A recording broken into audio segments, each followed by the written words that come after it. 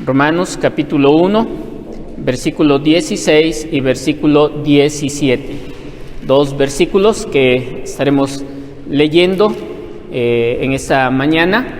Prestemos atención a lo que la palabra del Señor nos indica en estos versículos. Mi deseo, dice el hermano, no, de verdad que Dios, que estemos atentos a lo que he preparado, pues que estemos atentos a lo que Dios tiene para nosotros, para cada uno de nosotros en este día, hermanos. Romanos capítulo 1, pónganse de pie, vamos a leer la palabra del Señor. Romanos capítulo 1, versículos 16 y 17. Un gran pasaje con una gloriosa verdad para cada uno de nosotros. Leemos juntos, dice así: porque no me avergüenzo del Evangelio, porque es poder de Dios para salvación a todo aquel que cree, al judío primeramente y también al griego. Porque en el Evangelio la justicia de Dios se revela por fe y para fe, como está escrito: mas el justo por la fe vivirá. Amén. Oremos. Señor, queremos pedir de tu gracia para nuestro corazón, para nuestro entendimiento en esta hora, que tú apliques tu palabra, no solamente a nuestros oídos físicos, sino a nuestros oídos espirituales. Como tú dijiste, Señor Jesucristo, amonestabas en el libro de Apocalipsis a cada una de las iglesias: el que tiene oídos, oiga lo que el Espíritu dice a la iglesia. Que así podamos, Señor, nosotros oír con nuestros oídos espirituales y poder obedecer, poder apreciar lo que tu palabra nos dice en esta hora, lo que tú quieres hacer con nosotros y poder obedecer a tu voluntad, Señor. Gracias te damos por la bendición de estar en este lugar, de poder abrir las Escrituras y leerlas para nuestra edificación y para gloria tuya. En nombre de Cristo oramos. Amén. Amén. Pueden sentarse, hermanos. Bien, en nuestro estudio de las 5 solas, hoy vamos a estudiar sola fide o solo por fe. Solo por fe, solo por la fe. Es la sola que voy a estar compartiendo en esta hora. Necesitamos entender la situación del ser humano delante de Dios. No se trata de que no nos caemos bien, no se trata de que vivimos en esta tierra, no se trata de que no podemos hacer cosas buenas. La situación del hombre en cuanto a Dios, su lejanía y su condenación merecida, se trata de la falta de justicia que el hombre tiene hacia Dios. ¿Sí? ¿Qué quiere decir esto? Que no tenemos nosotros en nosotros mismos la justicia necesaria para poder ser agradables a Dios. No tenemos en nosotros la justicia necesaria para poder estar como inocentes delante de Dios. Ese es el grave problema. Y pues aún mayor es que no la podemos producir por nosotros mismos. El concepto de justificación que la Biblia nos enseña, ¿verdad?, necesaria para agradar a Dios, fue lo que causó en Martín Lutero una ruptura espiritual, una conmoción teológica. Él no podía entender cómo el hombre se justificaba delante de Dios. La palabra justicia y el concepto de justicia del hombre delante de Dios a él lo aplastaba. Porque a pesar de que hacía muchas cosas, él siempre se sentía en injusticia delante de Dios. Y esto, hermanos, lo llevaba a situaciones extremas como de ayunar por varios días, encerrarse en su cuarto, en su celda, ¿verdad?, como monje, estar tirado en el suelo rogando a Dios que él pudiera desarrollar esa justicia. Pero siempre que se encontraba en esta situación de no verse como justo, él terminaba en lugar de acercándose, alejándose de Dios y buscando la manera de cómo él podía arreglar ese problema. En una ocasión, como monje que era, Martín Lutero viajó a la ciudad de Roma y pretendió encontrar en la ciudad de Roma la justicia que él andaba buscando. Y al ir subiendo en la Catedral de San Pedro, las escalinatas que hay ahí de rodillas, él había notado al entrar en toda la ciudad tremenda corrupción, no solamente en la gente, sino en el clérigo de la iglesia romana.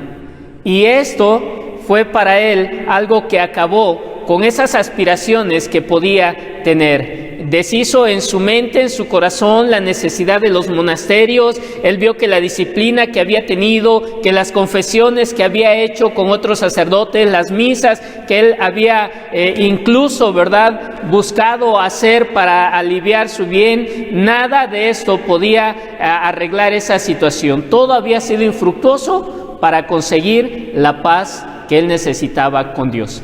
Y la Biblia nos dice algo: la paz que tú y yo necesitamos, no solo para vivir bien en esta tierra, la paz que necesita el corazón del ser humano para estar bien con Dios, no se logra por nada que tú y yo podamos hacer.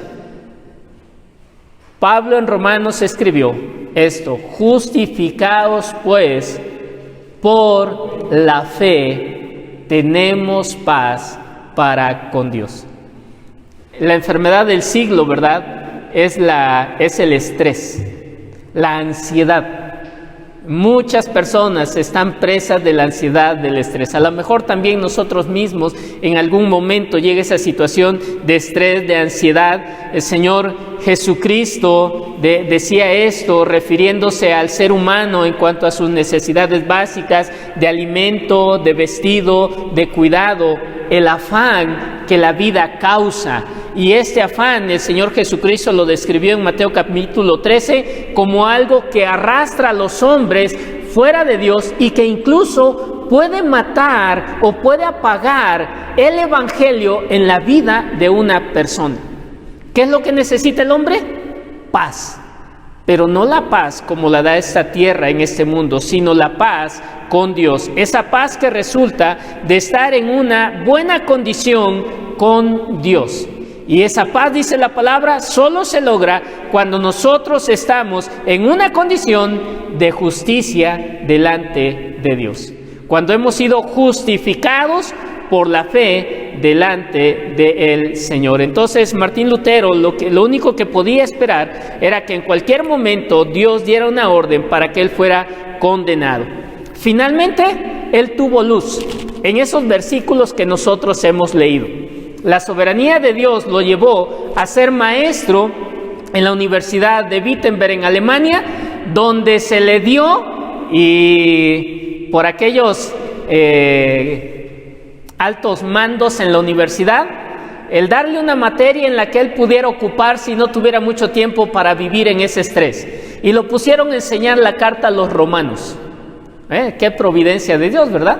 Lo pusieron a enseñar la carta a los romanos. Y cuando él leyó el versículo 17, porque en el Evangelio la justicia de Dios se revela por fe y para fe, como está escrito, mas el justo por la fe vivirá, la luz de Dios resplandeció en su corazón, resplandeció en su mente, y él pudo ver que cuando la Biblia hablaba de la justicia de Dios que el hombre necesitaba, no se refería a la justicia que el hombre podía producir, sino a la justicia que por medio del Evangelio, por la fe, Dios otorgaba libremente al hombre.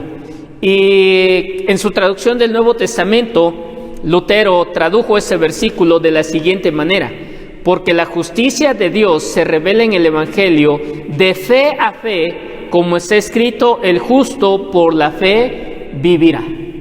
De fe a fe. Y es ahí, hermanos, en esa verdad, donde no solo él tuvo luz, sino que llevó esta luz a todas las otras personas que vivían como él vivía, bajo esa experiencia de no poder estar bien con Dios, de no tener paz en su corazón. Entonces, por primera vez, él pudo entender lo que Pablo decía, esa justicia, no una justicia de castigo que Dios tenía para castigar a las personas, sino esa justicia perfecta que Dios libremente da a los pecadores sobre la base de los méritos de Cristo, en el cual los pecados son perdonados y uno la recibe por fe. Entonces, Martín Lutero empezó a enseñar la justificación por la gracia de Dios, por sola gracia, por la fe en Cristo Jesús y solo por los méritos de Cristo Jesús. Y como dice nuestro versículo, ¿verdad?, es el corazón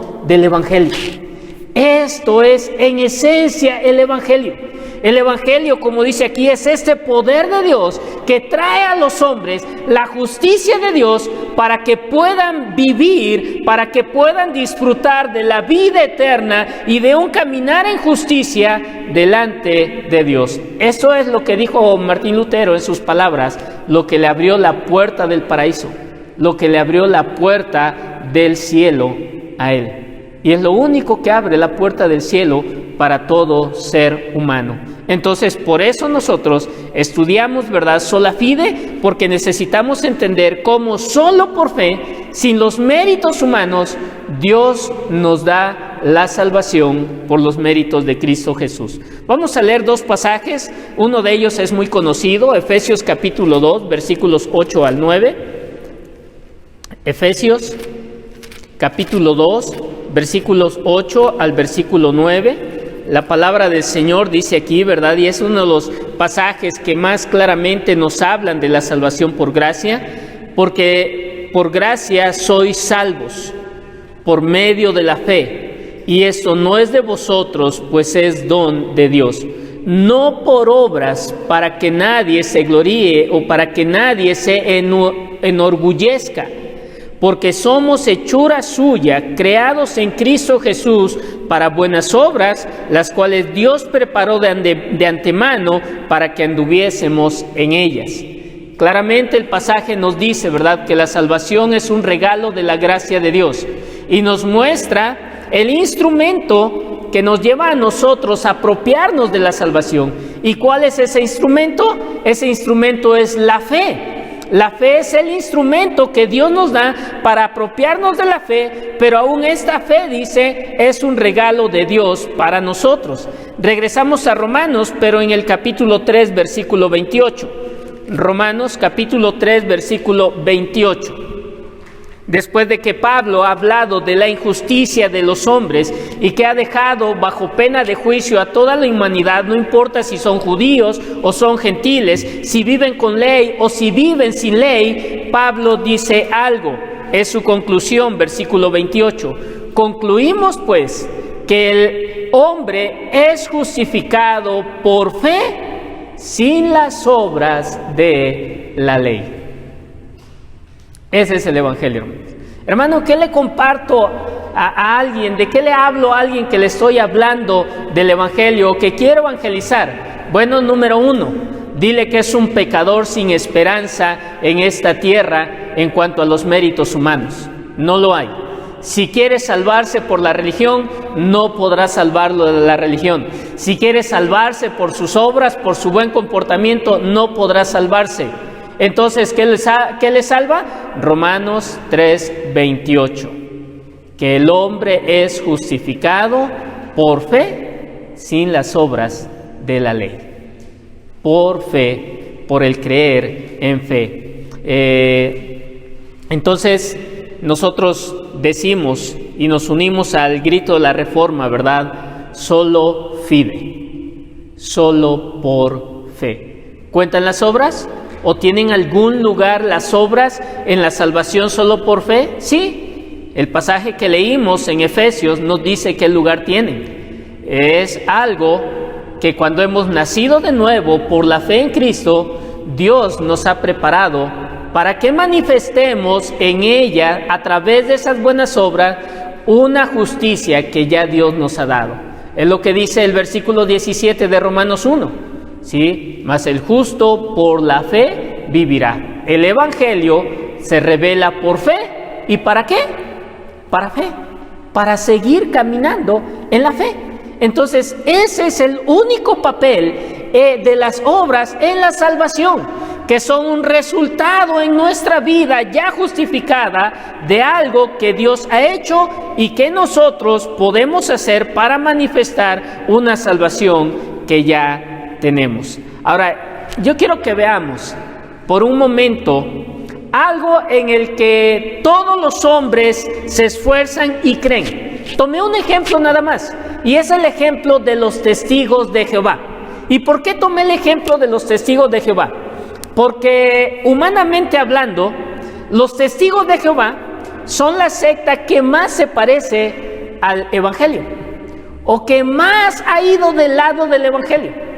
Los Testigos de Jehová fue la primer secta en surgir, ¿sí? En el siglo II nació la secta de los Testigos de Jehová con otro nombre, ¿sí? No se llamaban Testigos de Jehová. La herejía era el arrianismo y surgió con un hombre que así se apellidaba, Arrio. Por eso se llama arrianismo. Pero básicamente lo que Arrio enseñaba es lo que los Testigos de Jehová también enseñan.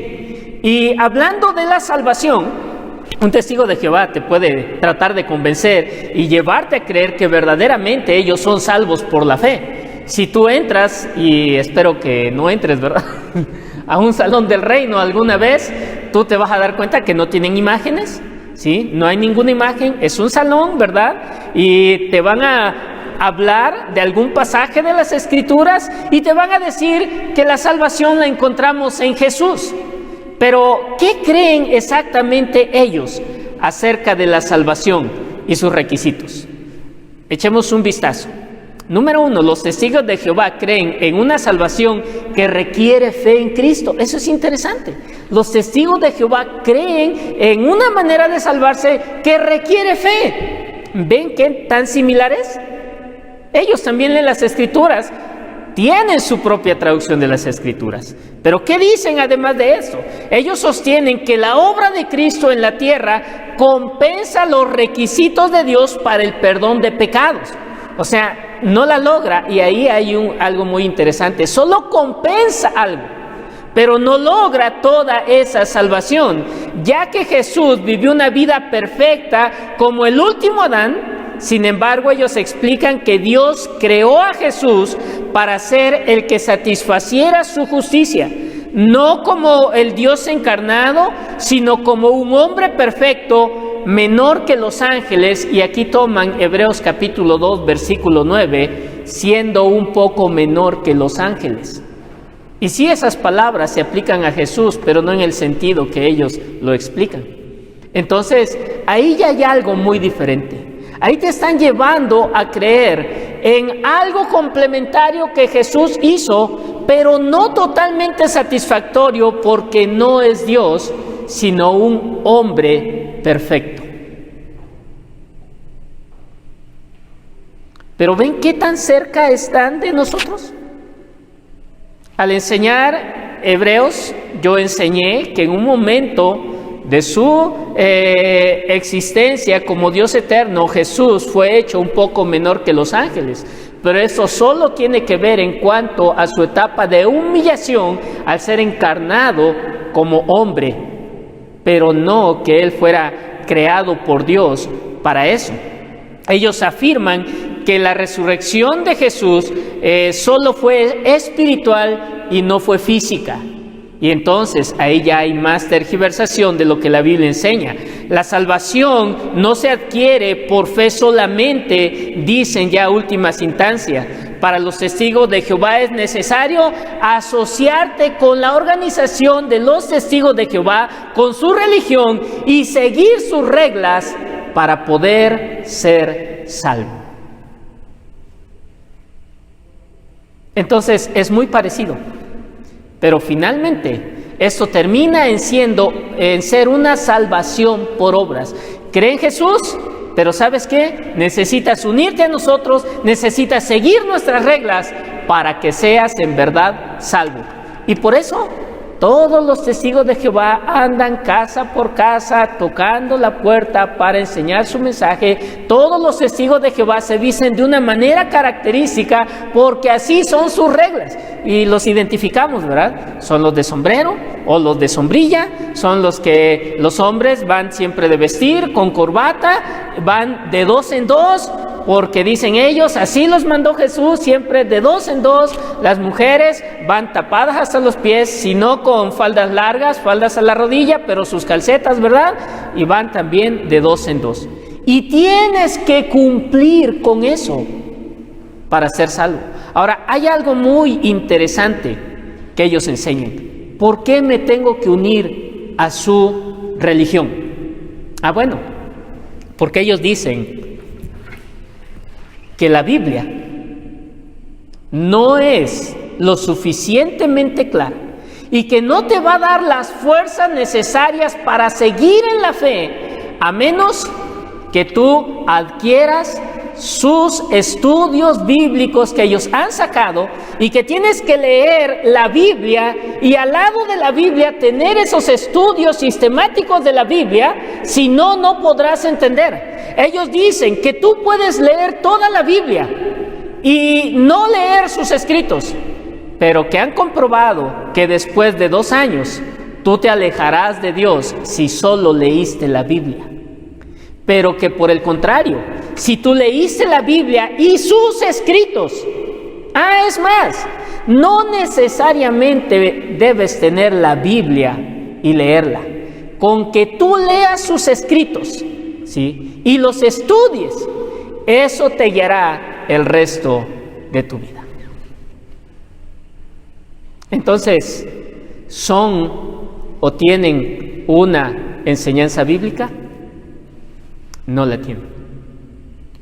Hablan de una salvación por fe en un sentido, pero no es una salvación por fe.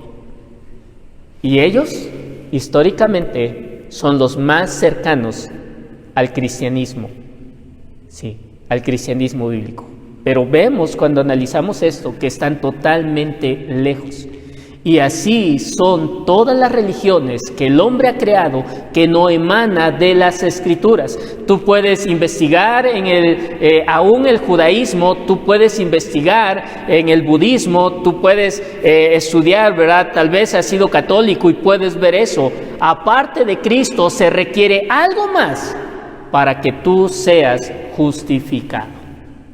Y entonces cuando alguien enseña eso, ya no es una salvación por fe, ya no es una justificación por fe, por gracia en Cristo Jesús. Entonces, ese pequeño ejemplo de los testigos de Jehová es muestra de que muchos, y aún a veces diciéndose cristianos, no tienen la fe como fundamento de su acercamiento a Dios por medio de Cristo, ¿sí?, sino viven aún tratando de justificarse por sí mismo, por sus obras, por su buen carácter moral, por lo que pueden dar a la iglesia, por el servicio que pueden hacer. Quieren convencer a Dios de que a través de que por esas cosas ellos merecen ser salvos.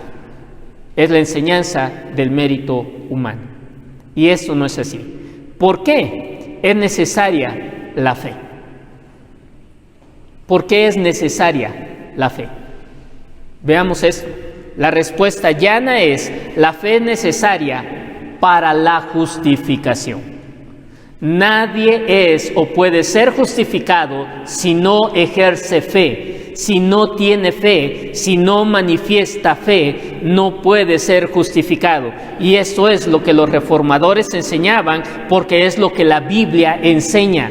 Necesitamos y se requiere fe para ser justificados. En el libro de Job, el capítulo 25, versículo 4, uno de los amigos de Job, llamado Bildad, hace una pregunta que trasciende el tiempo y que debe pegar en la mente y el corazón de todas las personas. Job 25, 4, un pequeño capítulo, y él dice ahí, Bildad dice: ¿cómo pues se justificará el hombre para con Dios? ¿Y cómo será limpiado el que nace de mujer? ¿Cómo pues se justificará el hombre para con Dios? Y él estaba acusando a Job de que Job estaba defendiendo su integridad y de que Job estaba diciendo: soy inocente delante de Dios. Y bueno, Job podía decirlo porque no era inocente por sus propios méritos, era inocente por la gracia de Dios. Pero ahí está esa pregunta en la que tú y yo debemos meditar hoy. Ya no la digamos en ese sentido en tercera persona. Hagamos esta pregunta en primera persona: ¿cómo pues yo me puedo justificar delante de Dios? ¿Cómo puedo tener esa justicia que Dios requiere, sin la cual yo sería echado al infierno, sería condenado por siempre? Bueno, es claro que el problema del hombre para con Dios es esa falta de justicia. Ahora, Pablo En respuesta a esta pregunta, ¿verdad? Regresamos a Romanos capítulo 1, versículos 16 y 17. Él, en la gracia de Dios y por revelación del Espíritu Santo, nos da la respuesta a esta pregunta. ¿Cómo se justificará el hombre por Dios? Bueno, Pablo nos dice que en el Evangelio la justicia de Dios se revela por fe y para fe. ¿Sí? Es la respuesta del apóstol Pablo. Y esos versículos de Romanos capítulo 1, versículos 16 y 17, hermanos, son la tesis principal de toda la carta a los romanos. Si entendemos esos versículos y los tenemos en la mente, podemos tener ya un panorama de lo que Pablo enseña en toda su carta, porque defiende esto, defiende la necesidad de la fe, defiende o acusa al hombre de su pecaminosidad y muestra cómo verdaderamente en el Evangelio Dios muestra su poder y da justicia a los hombres sin mérito alguno. Por eso habla de la doctrina de la elección en los capítulos 9 al 11 y dice que somos elegidos sin mérito alguno. Pero es lo que vamos a estudiar.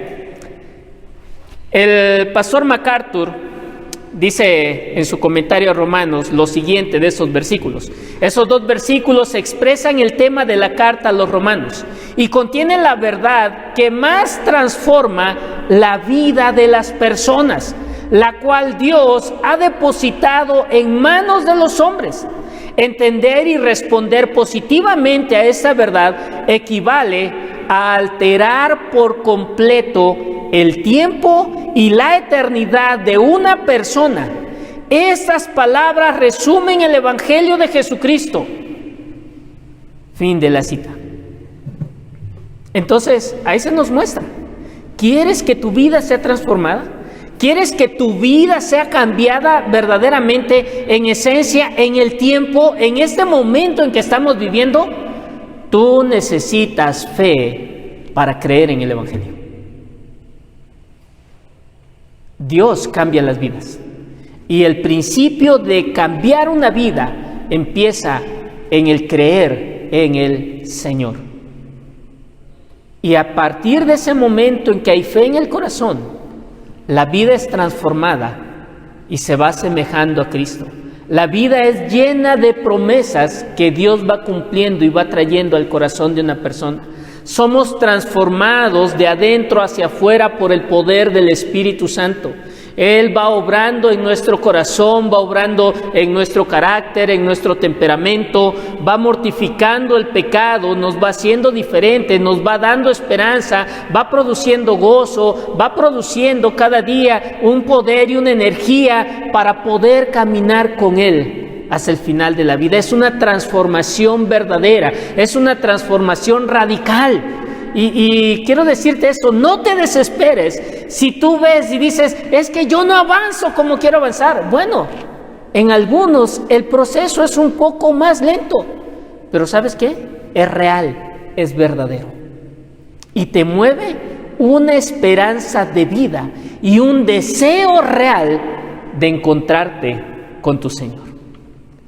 Toda la perspectiva de tu vida en esta tierra cambia. Sin Cristo, hermanos, la perspectiva de nuestra vida en esta tierra, ¿sí?, no solamente está fijada en la expectativa de vida, cuántos años tenemos, está fijada en lo que podemos lograr en esta tierra, en lo que podemos hacer, en las metas que podemos cumplir. Pero cuando llegamos al conocimiento del Evangelio y a una vida nueva, esa perspectiva temporal se rompe y trasciende a la eternidad. Empezamos a ver la eternidad como algo que es parte de nosotros. Empezamos a ver que nuestra vida no termina con nuestros años en esta tierra. Empezamos a ver, ¿verdad?, que nuestros logros más grandes no son los logros humanos, no son las paredes llenas de diplomas o de reconocimiento, no es el aplauso que la gente nos pueda dar, no es la fama que podemos tener, sino la gloria que podemos dar a nuestro Señor. La aprobación que nosotros podemos recibir con Él. La compañía no de las personas en esta tierra, sino la compañía de nuestro Dios a cada instante. Entonces, es lo que Pablo nos muestra, que el Evangelio verdaderamente, cuando se apropia por fe, cambia la vida de las personas. Y Dios por eso nos dejó el Evangelio, para cambiar nuestra vida, para trastornar nuestra vida y que fuera diferente en un sentido positivo.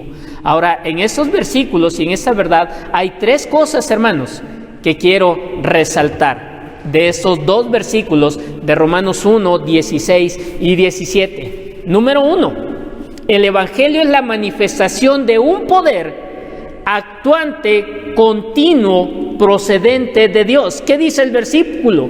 Porque no me avergüenzo del Evangelio, porque es poder de Dios para salvación. Recuerdo que en mis días de adolescencia escuché a mi pastor predicar de este pasaje, y no quiero criticar a mi pastor.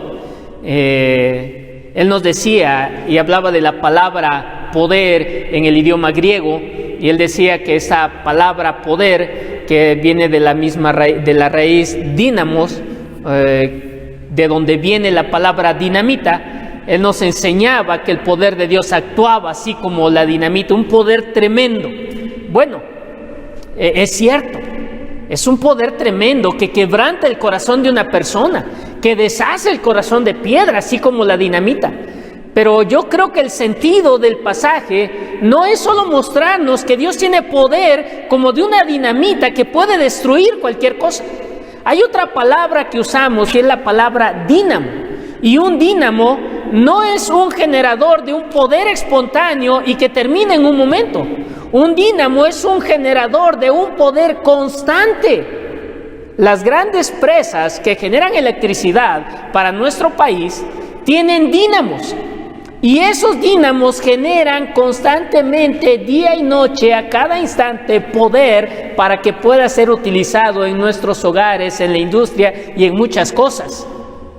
Pues yo creo que el poder de Dios se describiría más en ese sentido de un dínamo, que está generando un poder constante sobre nuestra vida para ayudarnos y sostenernos continuamente. Es un poder dinámico, por eso transforma continuamente nuestra vida, por eso nos alienta. El Evangelio sí da fortaleza y da valor aún a la persona más cobarde, humanamente hablando. O sea, ¿tú pensabas que Pedro era muy valiente? Sacó la espada cuando fueron a arrestar al Señor Jesucristo y le cortó la oreja a un hombre. Estaba dispuesto a remangarse la camisa y golpear al que se pusiera encima. Pero míralo en el patio del sumo sacerdote, cuando una mujer, la noche en que Cristo Jesús había sido arrestado, se le acercó y le dijo: tú eres Galileo. Tú eres uno de ellos, ¿verdad? ¿Y qué hizo? Negó. Tuvo miedo. Se acobardó. Y lo hizo 3 veces.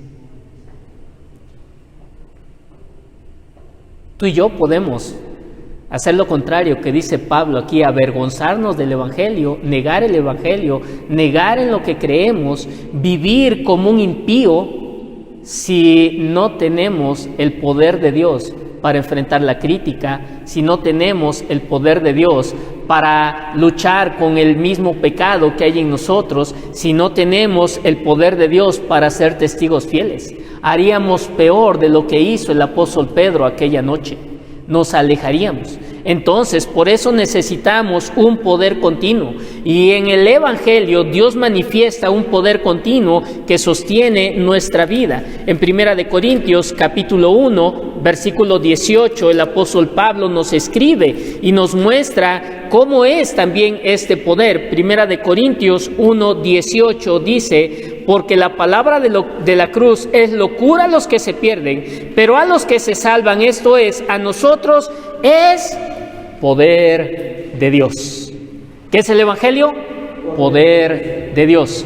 ¿Qué estamos nosotros haciendo en esta hora al escuchar el Evangelio, al aprender del Evangelio? Hermano, está recibiendo poder de Dios, ese poder que va transformando tu vida, que va salvando tu vida. Poder de Dios. Y ve lo que dice ahí mismo el capítulo 1, versículo 30 y 31.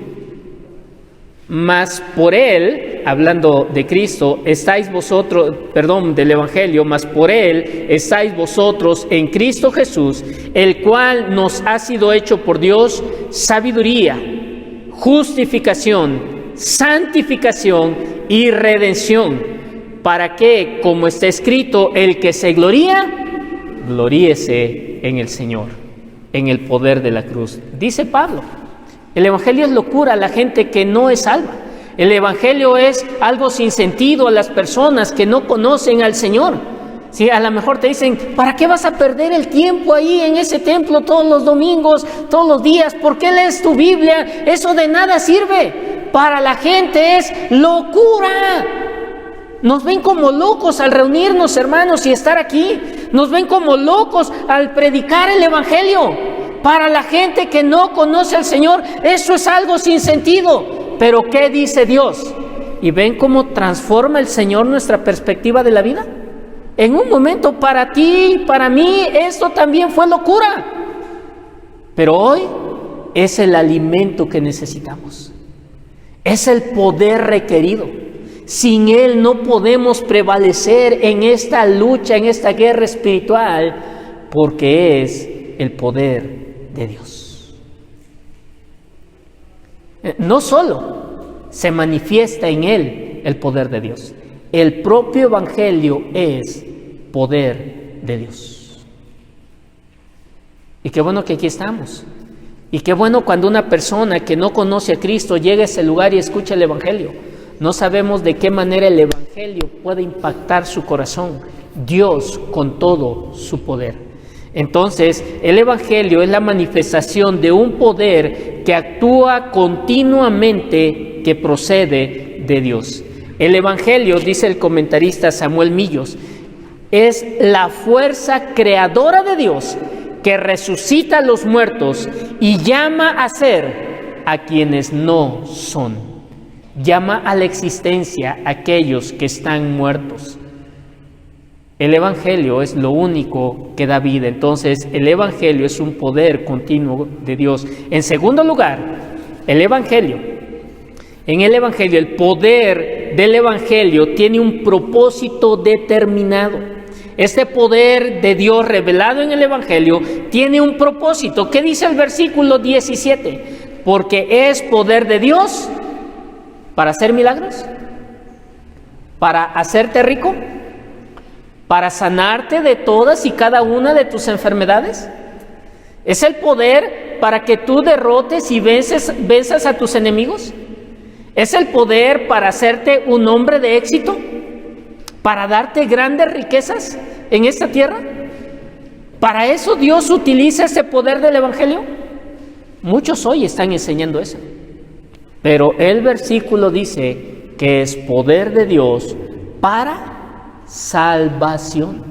El propósito del poder de Dios manifestado en el Evangelio es salvar a las personas, es darte esperanza de vida eterna, es llevarte a la presencia y comunión con Él.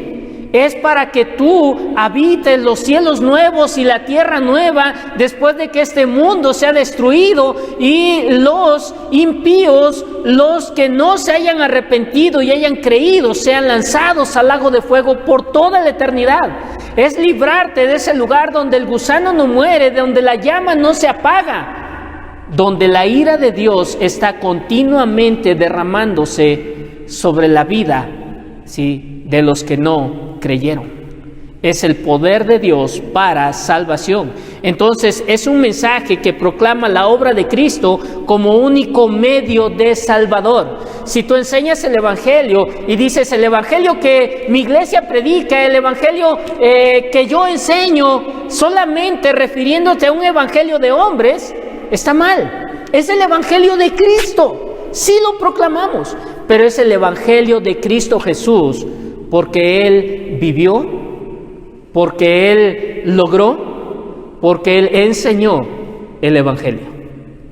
Son las buenas nuevas de Cristo Jesús. La salvación es un proceso divino que libera al pecador de las consecuencias, del poder y de la presencia del pecado. Si te preguntan una vez, ¿qué es el Evangelio? El Evangelio es el proceso mediante el cual Dios libera a una persona de la paga del pecado, del poder del pecado y de la presencia del pecado. Finalmente, hay en la gloria. Eso es básicamente el Evangelio. Dios librando al hombre, ¿sí?, de la paga del pecado. ¿Cuál es la paga del pecado? Muerte, porque la paga del pecado es muerte. ¿Sí? Estar fuera de la gloria de Dios, separados de Dios. Y no hablamos de muerte física meramente, aunque la involucra. Hablamos de muerte espiritual, de muerte eterna. El Evangelio aún te puede liberar de consecuencias de pecados en esta tierra que pueden destruir tu vida, que pueden hacerte vivir en amargura, llevándote a no cometer esos pecados. Y aún así Dios libra tu vida de muchas consecuencias de los pecados. ¿Sí? Si tú crees en el Evangelio y puedes entender que el adulterio destruye y tú evitas el adulterio, libras tu vida de ser reducida a un bocado de pan, libras tu vida de una vergüenza continua, dice Salomón, porque el adulterio es un mal que no será jamás olvidado. Llevará a esa persona en su conciencia y llevará a esa persona en la crítica de la gente, siempre eso. Pero si tú crees en el Evangelio, eres librado de cometer ese pecado, no te enfrentarás a esas consecuencias. Y muchos pecados que nos traen consecuencias aquí, pero también de la consecuencia eterna. Somos librados del poder del pecado. El pecado no reina más en nuestros cuerpos mortales. El pecado no nos debe someter ya y ya no tiene el poder de someternos como esclavos. Piensa en esto. Es que me venció el pecado. ¿Sabes por qué te venció el pecado? Porque no luchaste. Porque no echaste mano del poder de Dios. Por eso nos vence el pecado, hermanos. Porque Dios nos ha dado la fuerza para luchar contra el pecado. ¿Alguien puede leer 1 Corintios capítulo 10, versículo 13? 1 Corintios 10, 13.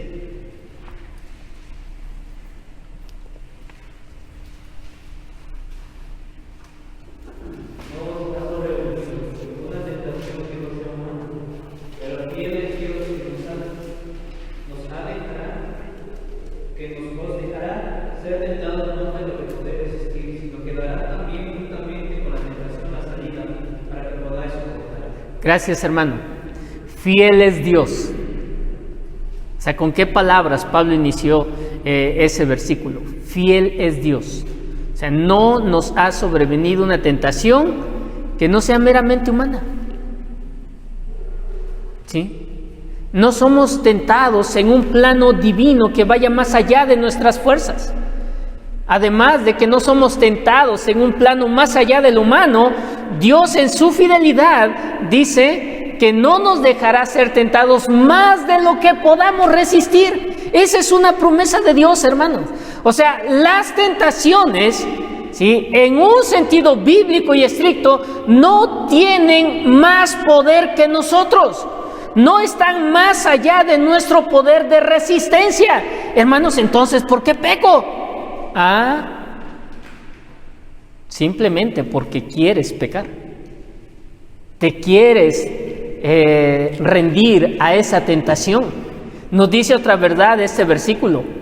Dios, juntamente con la tentación, cuando llega la tentación, dice, nos da una salida.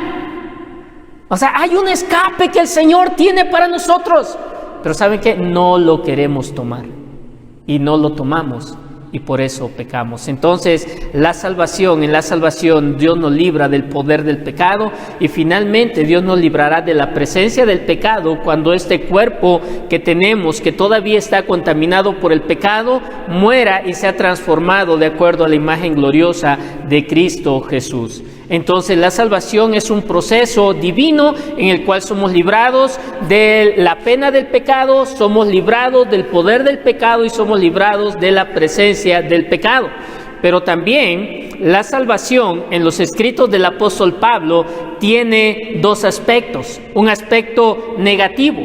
En el aspecto negativo, la salvación es rescatar a los hombres de las consecuencias del pecado, que son la culpa, la contaminación, la esclavitud y el castigo del pecado, que involucra separación de Dios, que involucra recibir la ira de Dios. Efesios 2:3 dice que éramos por naturaleza hijos de ira, lo mismo que los demás, y nos libra el Evangelio de esa ira de Dios y nos libra el Evangelio de la muerte eterna.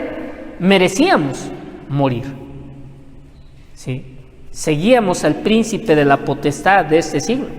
En lo positivo, ¿sí?, la salvación es llevar a los hombres a un estado de justicia, justificación, en primer lugar, ¿verdad? Romanos 5:1, justificados pues por la fe, tenemos paz para con Dios.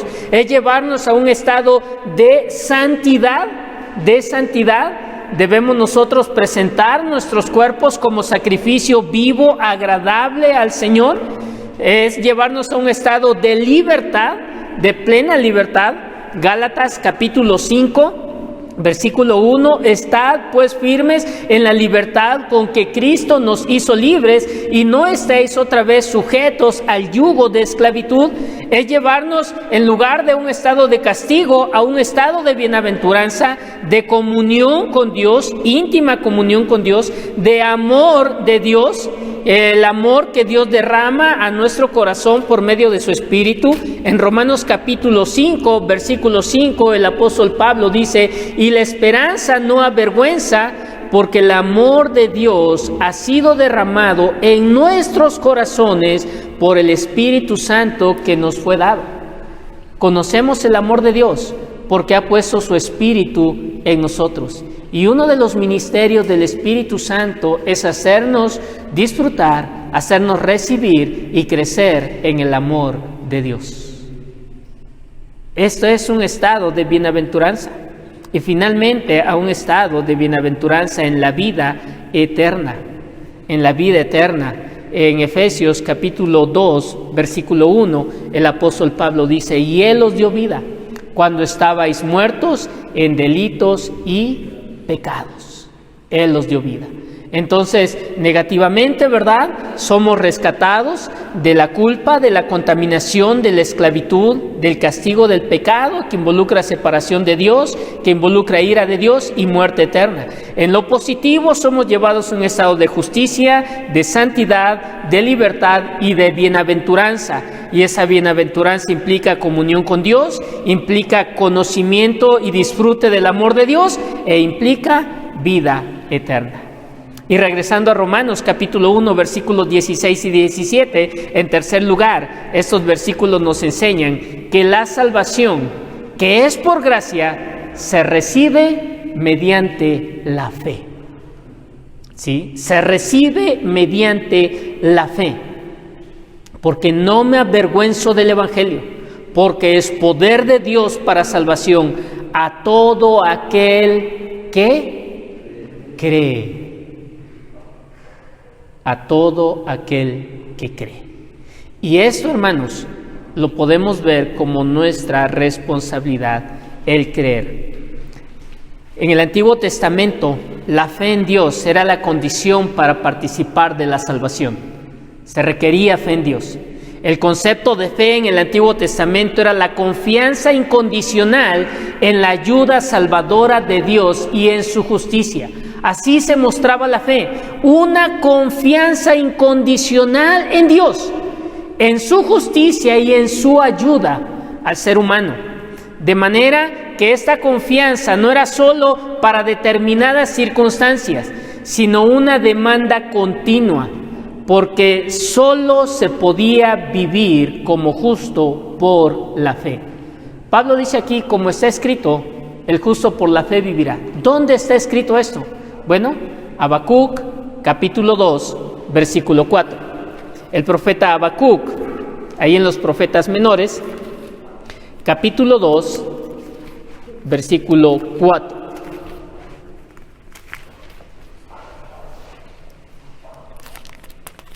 Un libro pequeño de 3 capítulos. Dice Habacuc, voy a leer desde el versículo 1 hasta el versículo 5. Sobre mi guarda estaré y sobre la fortaleza afirmaré el pie, y velaré para ver lo que se me dirá, y qué he de responder tocante a mi queja. Y Jehová me respondió y dijo, escribe la visión y declárala en tablas, para que corra el que leyere en ella. Aunque la visión tardará, aún por un tiempo, mas se apresura hacia el fin, y no mentirá. Aunque tarde, espéralo, porque sin duda vendrá, no tardará. He aquí, aquel cuya alma no es recta se enorgullece, mas el justo por su fe vivirá.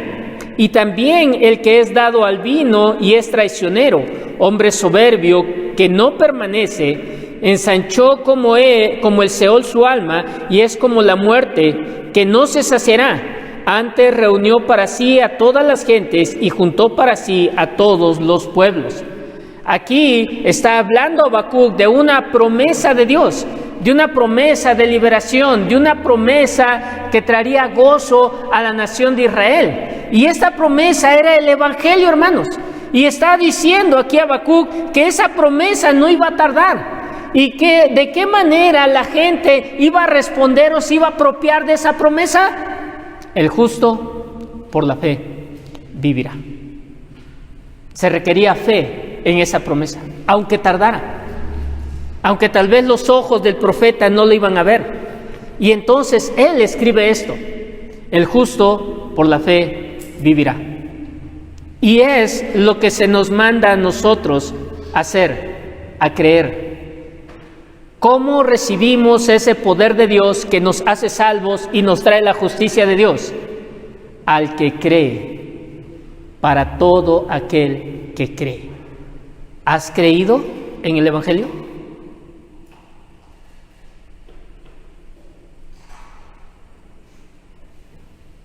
Yo creo que hoy va a llover en la tarde. ¿A eso nos referimos? ¿En creer en el Evangelio? No, porque ese creer está lleno de mucha incertidumbre y muchas dudas, ¿verdad? Y de algo que no puede ser real. No se trata de ese creer. Se trata de una seguridad. Se trata de una confianza plena. Se trata de ir y abrazarte a la cruz de Cristo y permanecer ahí, aunque nadie más vaya. Y saber que lo que Él hizo en esa cruz te saca del infierno y te perdona tus pecados. Y te pone en una correcta relación con Dios. Ese es ese creer. Es renunciar a tu propio esfuerzo. Si te enorgulleces, decía Habacuc, ¿verdad? El que se enorgullece no agradará a mi alma. El hombre se siente orgulloso de que puede hacer cosas por su salvación. No se trata de eso. Se trata de creer, de confiar plenamente en lo que Cristo hizo ahí en la cruz. Solo eso basta, lo que Él hizo en la cruz. Y entonces la fe aquí, ¿cómo funciona? ¿Es mi mérito para recibir la salvación? No, la fe no es nuestro mérito. Alguien enseñaba alguna vez que ciertamente el hombre es como un enfermo y está ahí a punto de morir. Y que Cristo Jesús le ha traído la medicina para su mal, pero él todavía tiene algo que hacer. El hombre tiene algo que hacer, tiene que extender su mano y tomar esa medicina y tomársela. Entonces el hombre depende de si quiere o no agarrar esa medicina y tomársela. No, el Evangelio no es así. ¿Qué es el Evangelio? Tú estás muerto, el hombre está muerto. Entonces Cristo Jesús hace lo necesario para que tú vivas todo lo necesario. Y Dios te da de su Espíritu, y su Espíritu te vivifica y te lleva a recibir lo que Jesús ya ha hecho. ¿Quién hizo todo? Lo hizo Dios. Envió a su Hijo a morir por el pecador y envió a su Espíritu a tu corazón para que pudieras creer en Cristo Jesús. ¿Puede un muerto estirar la mano? No puede hacerlo. Y así estábamos. Cuando éramos pecadores, dice Pablo, Cristo Jesús murió por nosotros. En nuestra condición de pecado, Él logró nuestra salvación. Y el Espíritu produce en nosotros la fe para confiar en Jesucristo. Por eso enseñamos que la salvación es solo por fe.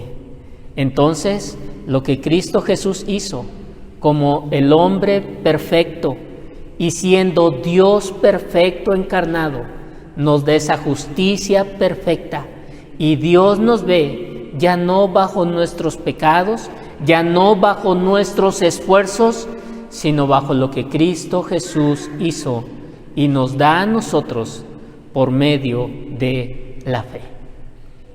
La justicia de Dios la podemos describir de tres maneras.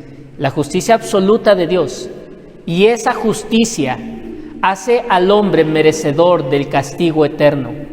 Sí, porque Dios no puede en su justicia santa convivir con el pecador, y lo único que resta es condenar al hombre. Pero también podemos nosotros ver en eso, o sea, la justicia absoluta lleva a la justicia retributiva. Dios da el pago que el hombre merece.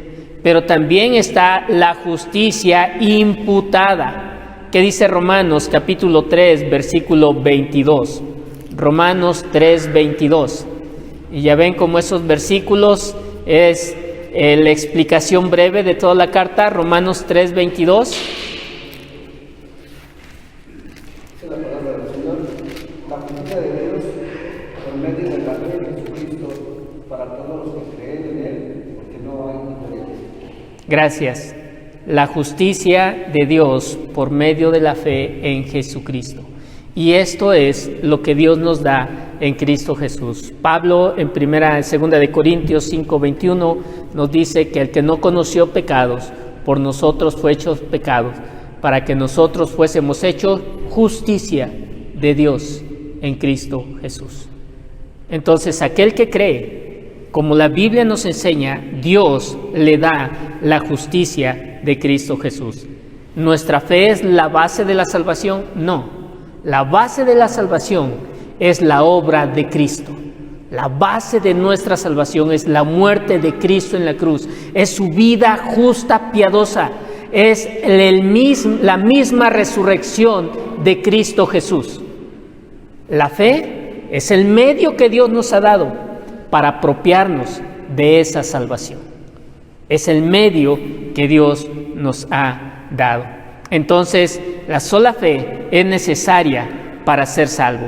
Ningún mérito, nada más nos enseña la Biblia. La fe no es algo que se exige al hombre. Oiga, hermano, espérese. Con esa sola frase ya deshizo todo su sermón. Sí, la fe no es algo que se exige al hombre. Entonces, ¿qué es? La fe es una dotación de la gracia que el hombre ejerce mediante la cual alcanza la salvación. La fe es una dotación que Dios nos da en su gracia. Por gracia somos salvos por medio de la fe. Entonces la fe es algo que Dios nos da, de lo cual Dios nos dota para apropiarnos de la salvación. Termino con tres cosas. Número 1, en Romanos capítulo 1, versículo 17. Porque en el Evangelio la justicia de Dios se revela por fe y para fe, como está escrito, mas el justo por la fe vivirá. En este pasaje citado de Habacuc, hay 3 citas de este pasaje de Habacuc en el Nuevo Testamento. Esta es la primera. En este pasaje el énfasis es el justo, La justificación por fe introduce a la experiencia de vida eterna al que, siendo pecador, acepta la justicia que Cristo Jesús ha logrado. Esto es el énfasis de ese pasaje. Solamente por fe recibimos esa justicia que nos hace o que nos acredita vida eterna y todas las bendiciones de la vida eterna. En Gálatas capítulo 3, versículo 11, el mismo apóstol Pablo cita también este versículo. Gálatas capítulo 3, versículo 11.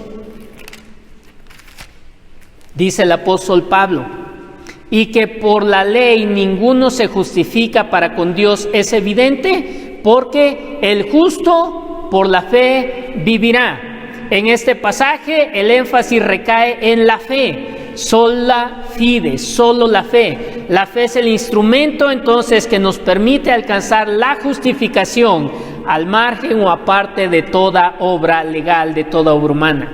Y finalmente en Hebreos capítulo 10, versículo 38. Hebreos capítulo 10, versículo 38. Hermano, ¿cómo traslado de manera práctica esa doctrina de solo la fe? Bueno, el escritor Hebreos nos dice en el capítulo 10, versículo 38, mas el justo vivirá por fe, y si retrocediere, no agradará a mi alma. ¿Qué quiere decir aquí? Aquí el énfasis recae en la relación con el modo de vida del que ha sido justificado. De manera práctica, la fe en la persona lo lleva a vivir de una manera particular, de una manera diferente, de tal manera que nunca retroceda, que no le dé la espalda al Evangelio, que no le dé la espalda a Cristo Jesús. Lo lleva a perseverar hasta el último día en medio de las pruebas, de las aflicciones. Lo lleva a luchar contra el pecado en sí mismo. Lo lleva a seguir viendo a Cristo todos los días. Y es interesante que después de esto viene el capítulo 11. ¡Ah, qué descubrimiento! Después del 10 viene el 11. ¿Pero de qué habla el 11? El 11, en Hebreos, el capítulo de la fe. Ahí nos muestra a personas que vivieron por fe, que adoraron por fe, que obedecieron por fe, que renunciaron a su paz, a su estabilidad en esta tierra por fe. Nos habla de la esperanza que ellos tenían en una ciudad que no veían, pero que a ella iban por fe. Nos dice que aceptaron la muerte por fe. Y de esa manera práctica, la fe se manifiesta en nosotros. Entonces, si fuimos justificados por fe, debemos seguir caminando en la fe, obedeciendo por fe, sirviendo por fe, amando por fe, renunciando a este mundo por fe, sosteniéndonos, como dice de Moisés, en las tareas más difíciles por fe, como viendo al invisible. Y de esa manera la fe se torna práctica en nuestra vida. La fe no solo es una doctrina. Como lo dije al principio, es el poder que necesitamos continuamente para seguir en nuestra vida. Por fe me caso como cristiano. Por fe permanezco soltero como cristiano. Por fe tengo hijos como cristiano.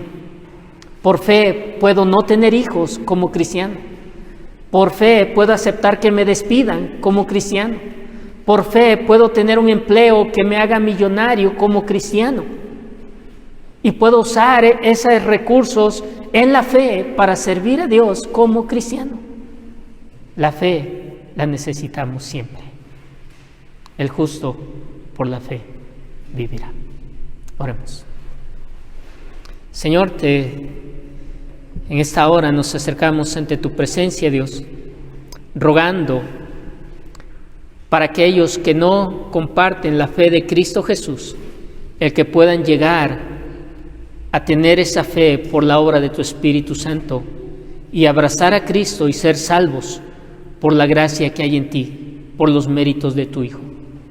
Pero también te pedimos, Señor, que nos ayudes a crecer en fe, que nos ayudes a desarrollar la fe que tu Espíritu produce, que está produciendo en cada uno de nosotros, de tal manera que crezcamos en esa fe, que crezcamos en obediencia, que crezcamos en amor, que crezcamos, Señor, en servicio, que crezcamos en santidad, que crezcamos en la salvación, guardando esa salvación con temor y temblor. Que no retrocedamos ante los conflictos en este mundo, que no retrocedamos, Señor, que no dejemos de congregarnos, que no dejemos de estudiar tu palabra, que la fe nos mantenga cada día en el camino de la vida eterna. Señor, ayúdanos a vivir, como dice la palabra, por fe.